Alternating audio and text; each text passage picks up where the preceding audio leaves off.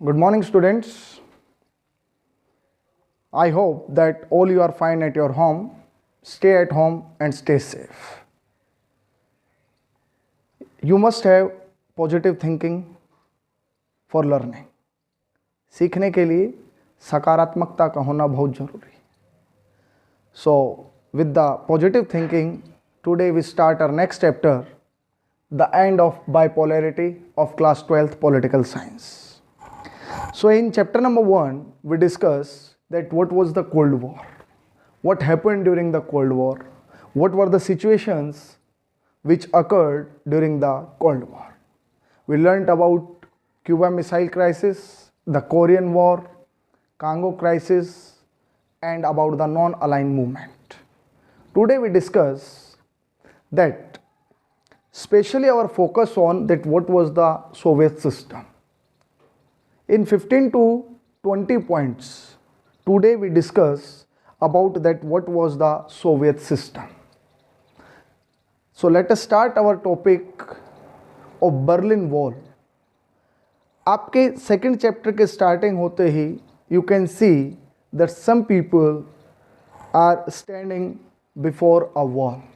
कुछ लोग क्या खड़े हैं, कहाँ खड़े हैं? दीवार के सामने खड़े हुए हैं और वो पीप कर रहे हैं, झांक रहे हैं, होल बनाने की कोशिश कर रहे हैं. ये जो वॉल है, ये एक इम्पोर्टेंट क्वेश्चन बनता है इस वॉल से रिलेटेड. पिक्चर बेस्ड क्वेश्चन भी है और वैसा क्वेश्चन भी है. इस वॉल का नाम है द बर्लिन वॉल. ध्यान से सुनना है एक एक पॉइंट को. कौन सी वॉल है? Berlin wall. ठीक है. Berlin wall division of east Berlin from West Berlin. East Berlin was supported by USSR and West Berlin was supported by United States of America. Is it clear? Okay. Who built that wall? USSR. ये wall किसने बनवाई? United Soviet socialist Republic ने. क्यों बनवाई? To stop the migration of the people from which Berlin? From East Berlin to West Berlin. Okay. ये जो Berlin wall थी, ये डिवीज़न था कैपिटलिस्ट वर्ल्ड और सोवियत वर्ल्ड के बीच में. और ये कब बनाई गई? ये बनाई गई थी 1961 में. कब बनाई गई थी? 1961. जिसकी लेंथ कितनी थी? 150 kilometre. 115 kilometer. This Berlin Wall, which had been built at the height of the Cold War and was its greatest symbol, was toppled by the people on 9th of November 1989. जो greatest symbol था, height थी किसकी? Cold war की. वो थी Berlin wall, जिसको कब बनाया गया? 1961 में बनाया गया. बाय द यूएसएसआर बनाया गया. लेंथ कितनी थी? 150 किलोमीटर. इसको टोपेल कब किया गया? इसको गिराया कब गया? 9 नवंबर 1989 को क्या किया गया? इसको गिरा दिया गया. एक्चुअली जैसे ही बर्लिन वॉल टोपेल होती है, इसको मार्क माना जाता है the end of cold war. The end of cold war. क्योंकि कोल्ड वॉर का एक ग्रेटेस्ट सिंबल थी आपकी कौन सी वॉल? Berlin wall. ये आपको पता होना चाहिए. ये बटा हुआ था एक हिस्सा, एक सोवियत सिस्टम जो आपका सोवियत ब्लॉक था उसके अंडर में था. एक आपका कौन सा था? कैपिटलिस्ट, जो under the influence of United States of America था. तो ये पिक्चर बेस्ड क्वेश्चन बड़ा इंपॉर्टेंट क्वेश्चन है. इसको आपको ध्यान से क्या करना है? लर्न करना है. एक बार थोड़ा सा रिवाइज करवा देता हूँ कि बर्लिन वॉल क्या थी. Berlin wall actually was the division of the capitalist block and the Soviet block. Okay. Second world और फर्स्ट वर्ल्ड का जो डिवीजन था वो एक ग्रेटेस्ट हाइट के द्वारा क्या किया गया था. जो बर्लिन वॉल था ये एक सिंबल था, division of the world into 2 blocks. Okay. किसने बनाया? यूएसएसआर ने बनाया. मेरी थोड़ी तबीयत खराब है इसलिए मैं थोड़ा धीरे बोल रहा हूँ. ठीक है. तो प्लीज़ थोड़ा सा कोऑपरेट करें आप भी. तो ये डिवीजन था East Berlin from West Berlin. East Berlin was headed by USSR, West Berlin was headed by United States of America. बनाया था यूएसएसआर ने 1961 में बनाया. 150 किलोमीटर की लेंथ थी और at last it was toppled on 9th of November 1989 by the common people. ठीक है. तो ये जैसे ही इसको गिराया जाता है वैसे ही क्या माना जाता है, the end of cold war. Next topic है आपका the what was the Soviet system, और इसी टॉपिक के अंदर हम सोवियत सिस्टम की जो क्वालिटीज़ थी या उनकी जो कमियां थी उनके बारे में क्या करेंगे, डिस्कस करेंगे, डिटेल में डिस्कस करेंगे। ऐसी बात नहीं है कि शॉर्टकट मेथड से, नहीं। आज इस लेक्चर में हमारा पूरा फोकस केवल इसी टॉपिक के ऊपर रहेगा, और वो जो टॉपिक है वो है क्या अपना, what was the Soviet system. क्या था सोवियत सिस्टम, क्या था सोवियत संघ, क्यों हम सोवियत संघ को सेकेंड वर्ल्ड कहते थे, क्यों इसको हम सोशलिस्ट वर्ल्ड कहते थे। Let us start. Okay, actually the union of Soviet socialist Republic came into being after the socialist revolution. एक रेवोल्यूशन हुई थी, सोशलिस्ट रेवोल्यूशन, सोशलिस्ट रेवोल्यूशन, और ये कब हुई थी, 1917। 1917 के इस सोशलिस्ट रेवोल्यूशन के बाद किसका जन्म होता है, यूएसएसआर। और यूएसएसआर के आपको फुल फॉर्म पता होनी चाहिए।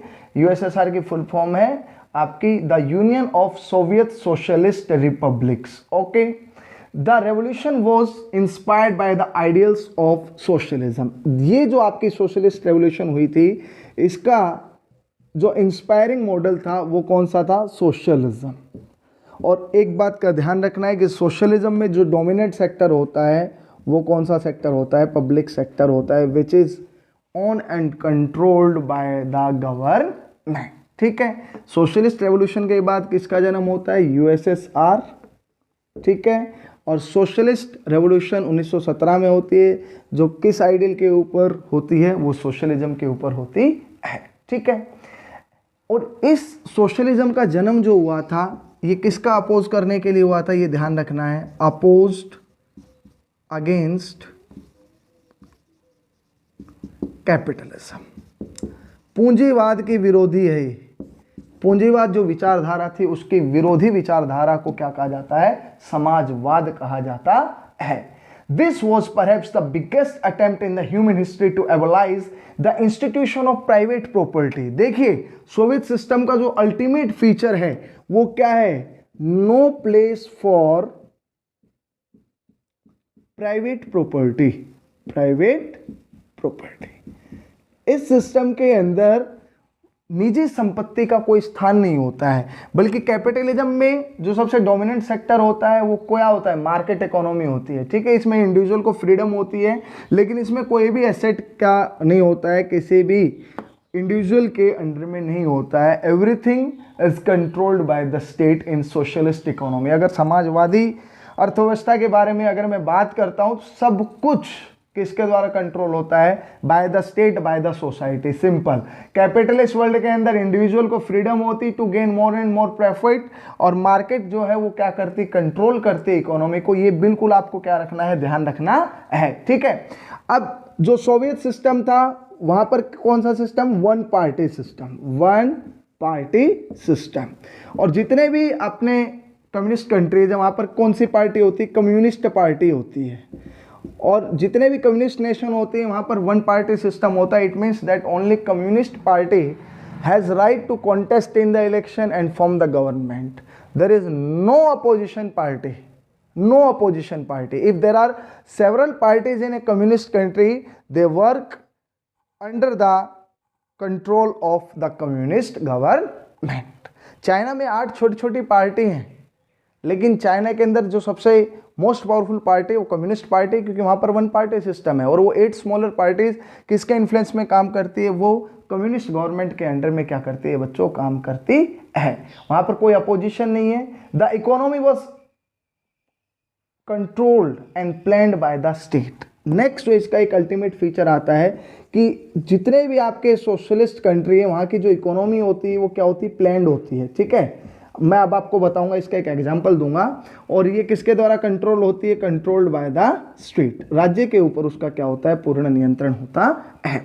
अब इसके बारे में प्लान, अब देखिए हमने अपना प्लान इकोनॉमी के लिए कौन सा ईयर प्लान लिया था, 5 ईयर प्लान लिया था, 5 ईयर्स प्लान, ठीक है। ये 5 ईयर्स प्लान हमने कहाँ से लिए थे, ये यूएसएसआर से ही लिए थे, ये भी ध्यान रखना है, ठीक है। और फर्स्ट 5 ईयर प्लान का जो हमारा ड्यूरेशन था 1951 से और कब तक था 1956। तो plan economy which is controlled by the state is one of the biggest feature of a Soviet country और the Soviet world। ये सबसे बड़ा फीचर था कि इकोनॉमी कंट्रोल कौन करता था, स्टेट करता था, ठीक है। After the end of second world war, जैसे ही दूसरा विश्व युद्ध खत्म हुआ, USSR became the second super power of the world. देखिए before the second world war UK and France, United Kingdom and France were the two superpower, but after the end of Second World War दो नई super power का जन्म होता है, US and USSR. US जो capitalist world का क्या था, लीडर था, और यूएसएसआर जो सोशलिस्ट वर्ल्ड का क्या था, लीडर था। It's okay. After the end of second world war the east European countries that the Soviet army had liberated from fascist forces. दूसरे विश्व युद्ध के बाद क्या होता है कि जो यूएसएसआर है वो ईस्ट यूरोपियन कंट्रीज को क्या करता है, लिबरेट कराता है। कहाँ से, फासिस्ट फोर्सेस से। दैट्स वाज द रीजन कि जो भी कंट्रीज उन्होंने क्या कराए, लिबरेट कराए, they followed the model, economic model and political model of USSR. तो उन्होंने कौन से मॉडल को अपना लिया बच्चों, जो यूएसएसआर का इकोनॉमिक और पॉलिटिकल मॉडल था, it mean socialism and communism को उन्होंने क्या कर लिया, अपना लिया। One party system and everything was controlled by the state. ये सारी चीज़ें किसने अपना ली, उन कंट्रीज ने, ईस्ट यूरोपियन कंट्रीज ने अपना ली। दैट्स द रीजन इसको सोशलिस्ट ब्लॉक कहा गया या सेकेंड वर्ल्ड ब्लॉक का भी क्या किया गया, इनको नाम दिया गया। It's okay. और ये जो सोशलिस्ट ब्लॉक था इसका लीडर कौन था, इसका लीडर था यूएसएसआर। ये आपको क्या रखना पड़ेगा, ध्यान रखना पड़ेगा। एक बार मैं थोड़ा सा रिवाइज करवा देता हूं। What was the Soviet system? Actually the union of Soviet socialist Republic came into being after the socialist revolution in 1917 which was inspired by the model of socialism, and socialism came into being opposed against the capitalism. It's okay. Socialism, in socialism everything is controlled by the public sector, it means by the government and by the society. Okay, no place for private property in Soviet system. One party system, that is only Communist Party has the right to contest in the election and from the government. Okay, economy plan होती है और उस plan economy नियोजित जो आपकी अर्थव्यवस्था होती है उसको किसके द्वारा कंट्रोल किया जाता है, स्टेट के द्वारा कंट्रोल किया जाता है। उसका एग्जांपल मैंने अभी आपको बताया कि 51 से 56 ये फर्स्ट 5 ईयर प्लान था इंडिया के अंदर, और इंडियंस ने कहाँ से लिया था, ये यूएसएसआर से लिया था। उसके बाद मैंने बताया कि सेकेंड वर्ल्ड वॉर के बाद यूएसएसआर ने ईस्ट यूरोपियन कंट्रीज की क्या की थी बच्चों, हेल्प की थी, जिसके कारण जो ईस्ट यूरोपियन कंट्रीज थे उन्होंने कम्युनिस्ट मॉडल और सोशलिस्ट मॉडल को अपना लिया, और वो जो मॉडल था वो सोशलिस्ट ब्लॉक कहा गया, और सोशलिस्ट ब्लॉक का जो लीडर था वो कौन था, यूनाइटेड सोवियत सोशलिस्ट रिपब्लिक। अब हम एक एक सिस्टम के बारे में, अभी मैंने 3 फीचर्स में आपको बता चुका हूं। फर्स्ट फीचर था no place for private property. एक एक पॉइंट को हम डिस्कस करने वाले हैं, ठीक है। ये पूरा 6 नंबर का एक क्वेश्चन आ सकता है आपके सीबीएसई बोर्ड के अंदर, और आपको कम से कम 20 पॉइंट के अंदर मैं आपको समझाने वाला हूं what was the Soviet system. एक एक पॉइंट को ध्यान रखना है। जितने भी कम्युनिस्ट कंट्री हैं, स्पेशली अगर हम यूएसएसआर की बात करें तो उसमें इंडिविजुअल के लिए कोई भी क्या नहीं था, प्रॉपर्टी के लिए कोई प्लेस नहीं था, निजी संपत्ति का कोई अधिकार नहीं था, ठीक है।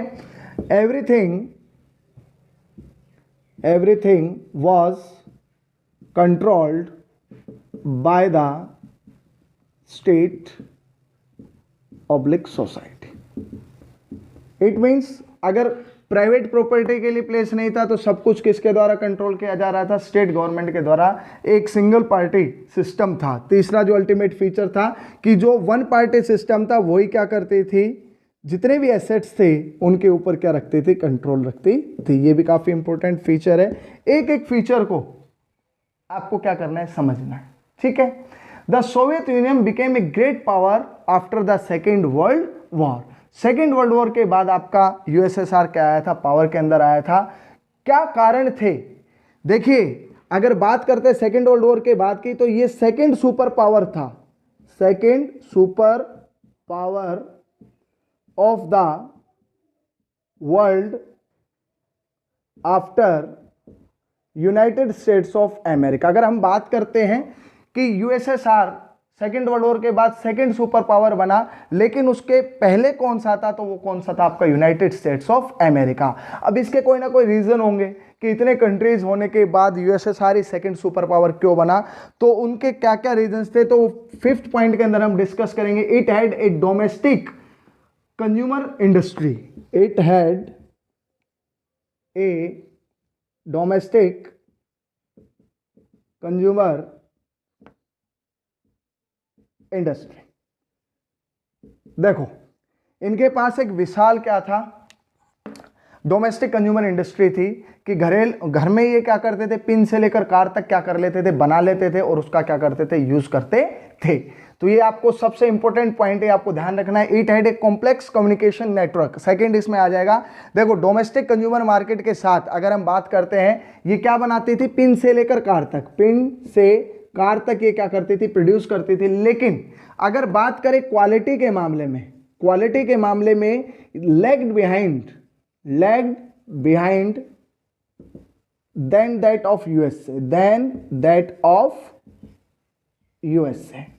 देखिए पिन से लेकर कार तक ही अपने देश के अंदर ही क्या कर लेते थे, सामान बना लेते थे, प्रोडक्शन कर लेते थे, लेकिन उनकी क्वालिटी जब मैच करने की बात आती थी तो यूएसए से काफ़ी क्या थी, पीछे थी। एक सबसे बड़ा कारण क्या था कि इनके पास क्या थे, सबसे बड़ा जो कारण था वो था complex, it had a complex communications network, communications network. इनका विशाल क्या था, कम्युनिकेशन क्या था, नेटवर्क था। इनके पास क्या थे, यूएसएसआर के पास बहुत ज्यादा आपके नेचुरल रिसोर्सेज थे। नेचुरल रिसोर्सेज के अंदर कौन कौन से थे, ऑयल था, आयरन एंड स्टील था, आयरन एंड स्टील। और इनके एक्सपोर्ट से यूएसएसआर को काफी क्या मिला था, फायदा मिला था, उनकी इकोनॉमी को काफी क्या मिला था, फायदा मिला था। और इनका जो ट्रांसपोर्ट सेक्टर था वो सबसे एफिशिएंट ट्रांसपोर्ट नेटवर्क था, which connected the USSR with the remotest part of the countries. जो दूर दराज वाले क्षेत्र थे वो इनके एफिशिएंट नेटवर्क से, ट्रांसपोर्ट नेटवर्क से क्या थे, जुड़े हुए थे। तो ये काफी इंपॉर्टेंट ये फैक्टर्स थे जिससे कि यूएसएसआर क्या बना था, सेकंड सुपर पावर बना था। सबसे पहला क्या था कि उनकी जो डोमेस्टिक कंज्यूमर मार्केट थी, जो पिन से लेकर कार तक बनाती थी, बट प्रॉब्लम एक ही थी कि उनकी quality did not match with the United States of America. Second point मैंने बताया कि it had a complex communication network, vast energy resources including oil, iron and steel, ये सारे के सारे मशीनरी प्रोडक्शन, और उनका जो एफिशिएंट ट्रांसपोर्ट नेटवर्क था वो क्या करता था, वो रिमोटेस्ट पार्ट से किसको जोड़ता था, यूएसएसआर को जोड़ता था। ये सारा हम किस में पढ़ रहे हैं, what was the Soviet system. हम समझ रहे हैं कि सोवियत संघ एक्चुअली में क्या था। तो यहां तक आपको क्या हो जाना चाहिए, क्लियर हो जाना चाहिए। नेक्स्ट पॉइंट हम डिस्कस करेंगे what was the Soviet system का, वो है कि सोवियत सिस्टम ने क्या कर रखा था, एक मिनिमम स्टैंडर्ड ऑफ लिविंग। देखिए मिनिमम स्टैंडर्ड ऑफ लिविंग, कहते हैं ना कि जीवन जीने की जो दशाएं होती है उसको भी निर्धारित कर रखा था किसने, सोवियत स्टेट ने। The Soviet state ensured a minimum standard of living for all citizens and the government subsidized on basic necessities। अब कौन कौन सी बेसिक नेसेसिटीज होती हैं, देखिए सबसे पहला होता है हेल्थ, दूसरा होता है एजुकेशन, क्या होता है, हेल्थ हो गया, एजुकेशन हो गया, और इसके अलावा आपकी चाइल्ड केयर है, child care and other welfare scheme, other welfare schemes. ये आपको ध्यान रखना है कि जो नेक्स्ट फीचर था what was the Soviet system का, वो क्या था कि जीवन जीने की जो दशाएं थी वो भी निर्धारित कर रखी थी, और गवर्नमेंट सब्सिडी देती थी बेसिक नेसेसिटीज के ऊपर, चाहे वो आपका हेल्थ था, एजुकेशन था, चाइल्ड केयर था, चाहे वो आपका क्या था, अदर वेलफेयर स्कीम। ये भी सोवियत सिस्टम का एक अल्टीमेट क्या था, फीचर था।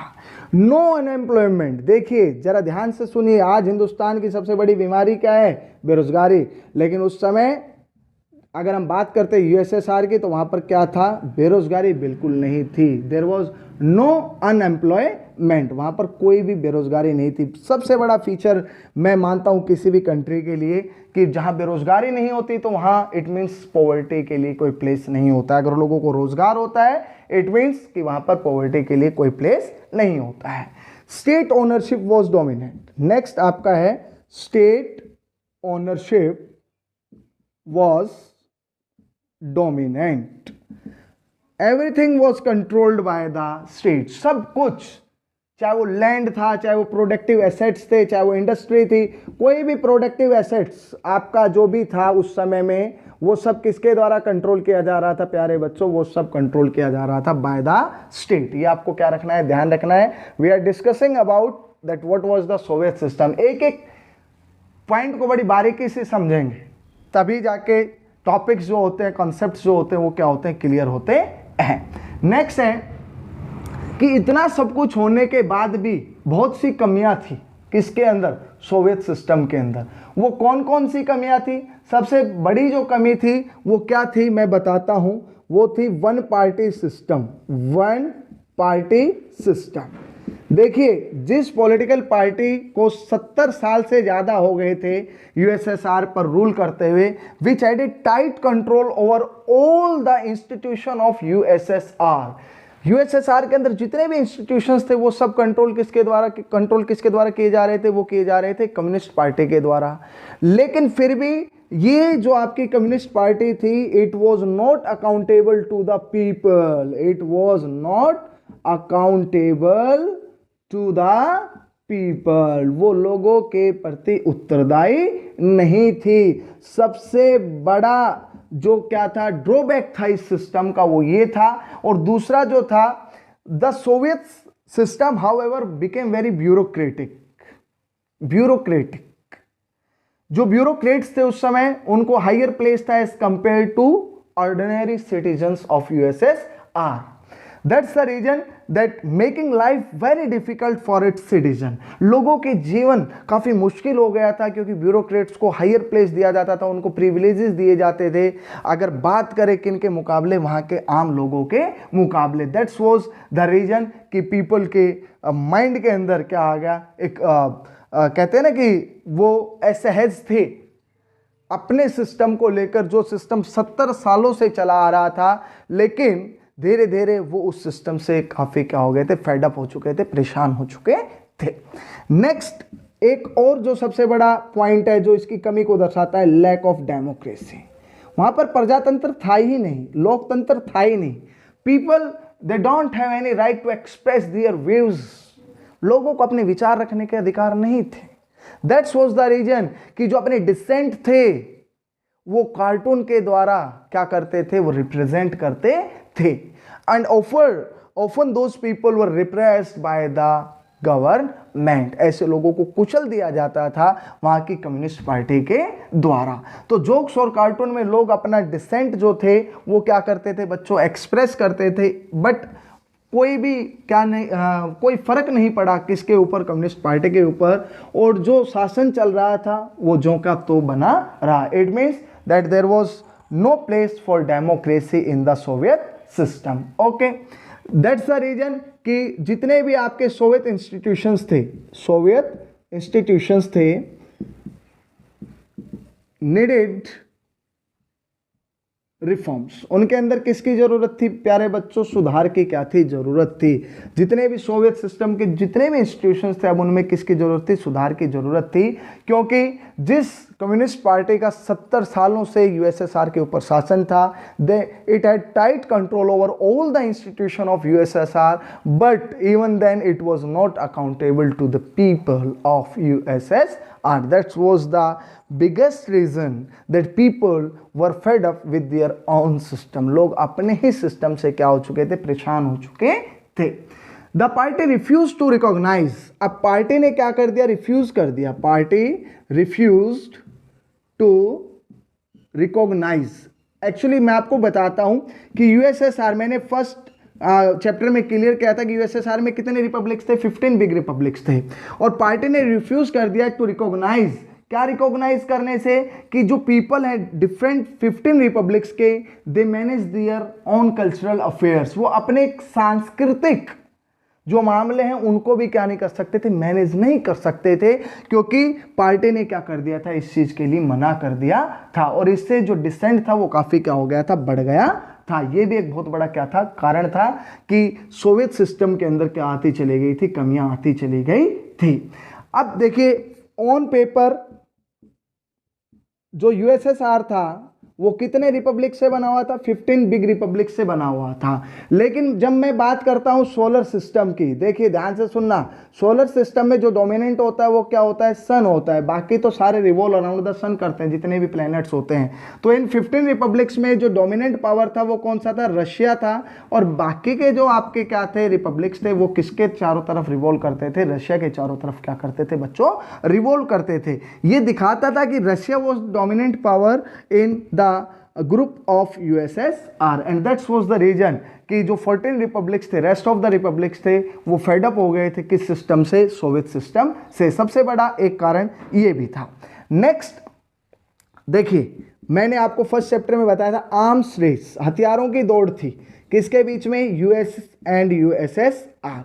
अब यूएसएसआर ने आर्म्स रेस तो की यूएसए के साथ, लेकिन एक ग्रेट कोस्ट के ऊपर, ग्रेट कोस्ट। अब ग्रेट कोस्ट क्या थी, ध्यान से सुनना, कि जो पैसा वो क्या करते थे, जो पैसा वो सब्सिडी देने के लिए यूज करते थे, अब उस पैसे से वो क्या करने लगे, आर्म्स का प्रोडक्शन करने लग गए। अब आर्म्स का अगर प्रोडक्शन पे पैसा लग रहा है, वेलफेयर स्कीम्स किसी भी सरकार की रुक गई है, तो वहाँ के लोग ऑटोमेटिकली किसके अंदर फॉल हो जाएंगे, पॉवर्टी के वेब के अंदर क्या हो जाएंगे, फंस जाएंगे।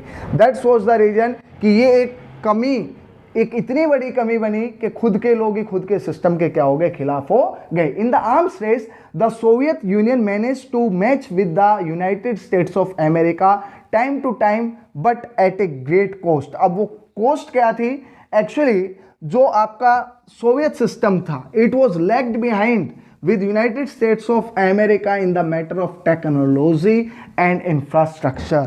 जो आपका सोवियत यूनियन था, the Soviet union lagged behind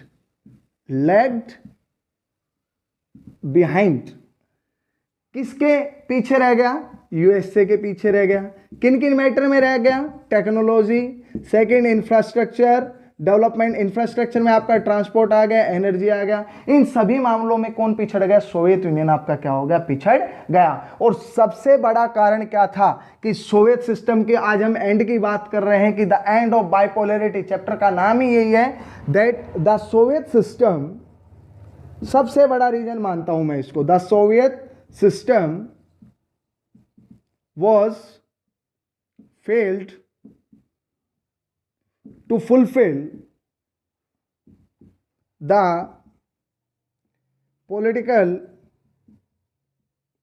and economic aspirations of its citizens। अपने ही लोगों की राजनीतिक और आर्थिक जो महत्वाकांक्षाएं थी, जो उनकी इच्छाएं थी, उनको पूरा करने में सोवियत यूनियन असमर्थ था। It was failed, the Soviet system was failed to fulfil the economic and political aspirations of the citizens. अब वो फेल हो गया कि जो लोग चाह रहे थे वो उन्हें मिल नहीं पा रहा था। दैट्स वॉज द रीजन, लोगों के अंदर और ज़्यादा जो उनके माइंड्स थे वो चेंज होते चले गए, और वो अपने ही सिस्टम के खिलाफ क्या करते गए, अपनी आवाज़ को बुलंद करते चले गए। बहुत बड़ा एक कारण था कि जब भी किसी भी देश की सरकार अपने ही नागरिकों की इच्छाओं को, उनकी महत्वाकांक्षाओं को पूरा करने में असमर्थ रहती है, तब वहाँ पर क्रांति होना लाजमी है। ऐसा ही कुछ 1789 में जब Louis 16 was failed to fulfill the economic aspiration of the French citizen, that was the reason that French Revolution occurred। कब हुई थी, 14 जुलाई 1789। And what was the result, you know very well। इसलिए कहते हैं कि सरकार जनता की दास होती है, ये ध्यान रहे, ठीक है। तो ये कंप्लीट करने में असफल रहे। दैट्स वाज द रीजन कि लोग क्या हो गए, फेड अप हो गए। नेक्स्ट जो सबसे एक और इंपॉर्टेंट रीजन था कि सोवियत यूनियन ने 1979 में किसके ऊपर हमला कर दिया, अफगानिस्तान के ऊपर। किसके ऊपर हमला कर दिया, अफगानिस्तान। और अफगानिस्तान पर जैसे ही हमला किया तो इकोनॉमिक बर्डन और बढ़ गया। 1979 में एक बहुत बड़ी गलती हुई सोवियत यूनियन से कि जिस समय वह पिछड़ रहा था टेक्नोलॉजी में, इंफ्रास्ट्रक्चरल डेवलपमेंट में, लोगों की इच्छाओं को पूरी करने में लोग पहले से ही परेशान थे, और 1979 में यूएसएसआर ने अफगानिस्तान के ऊपर क्या कर दिया, इन्वेजन कर दिया। इससे जो सिस्टम था वो काफ़ी क्या हो गया, वीक हो गया। देखो वेजेस बढ़ी उस समय में, wages continued to grow. Wages तो बढ़ी लेकिन प्रोडक्शन क्या हो गया, फॉल हो गया, प्रोडक्शन गिर गया। प्रोडक्शन गिर गया, टेक्नोलॉजी खत्म होती चली गई, जिसके कारण से जो यूएसएसआर था वो यूएसए से और ज़्यादा क्या होता चला गया, प्यारे बच्चों, पिछड़ता चला गया। So that Afghanistan war was disaster for the economy of Soviet union. की वेजेस भी बढ़ी लेकिन कारण क्या था, प्रोडक्टिविटी और जो टेक्नोलॉजी था उसके लेवल के अंदर फॉल आउट हो गया, डाउन हो गया। दैट्स वाज द रीजन कि लोग और ज़्यादा क्या हो गए थे, परेशान हो गए थे। This led to a shortage in the consumer goods. अब जब कंज्यूमर गुड्स ही नहीं मिलेगी, खाने की उपभोक्ता अगर वस्तुएं नहीं है किसी भी देश के अंदर, तो वहाँ पर रेवोल्यूशन होना लाजमी है। तो वहाँ पर शॉर्टेजेस हो गई कंज्यूमर गुड्स की, और कंज्यूमर गुड्स की अगर शॉर्टेज होती है तो उनको क्या कराना पड़ा, फूड इंपोर्ट्स कराना पड़ा, फूड इंपोर्ट कराना पड़ा। फूड इंपोर्ट कराना पड़ा तो उसका सबसे बड़ा प्रेशर किसके ऊपर पड़ा, इकोनॉमी के ऊपर पड़ा, और ज़्यादा फाइनेंशियल लॉस उठाना पड़ा किसको, यूएसएसआर को। द सोवियत यूनियन की जो इकोनॉमी थी was faltering in the late 1970s। 1970 तक आते आते सोवियत यूनियन की जो अर्थव्यवस्था थी वो कमज़ोर होती चलेगी, and finally it became stagnant, और बाद में जाकर एक लेवल के ऊपर टिक गए। All these are the points which show the qualities and the weakness of the Soviet system. So dear students, today we discuss the most important topic of the chapter number 2, the end of bipolarity.